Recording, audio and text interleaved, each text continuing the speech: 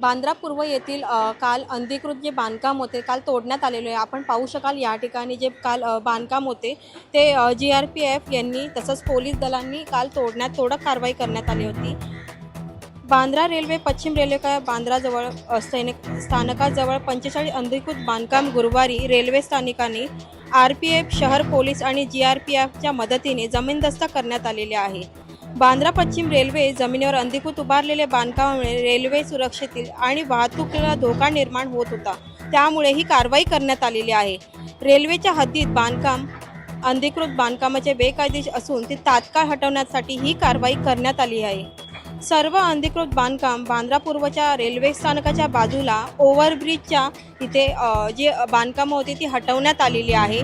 त्यासाठी कारवाई करण्यासाठी जे अधिकारी लागलेले होते GRPचे 56 तसंच GRP मुंबई शहराचे जे पोलीस होते ते 34 आणि इतर अधिकारी 17 अधिकारी तसंच शिपाई असे तैनात करण्यात आलेली।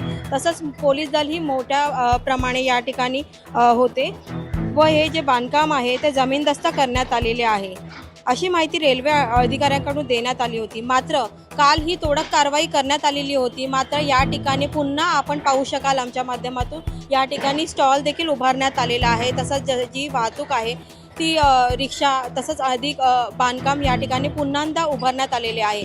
तर रेल्वे स्थानकाकडून जे अधिकारी आहे GRPF त्यांच्याकडनं पुन्हा जी काय कारवाई केली जाईल असं हे आकडे पाहणं फार महत्त्वाचं ठरणार आहे। आपण पाहू शकाल या ठिकाणी जी वाहतुकीला धोका निर्माण होत आहे म्हणून या ठिकाणी तोडक कारवाई करण्यात आलेली होती।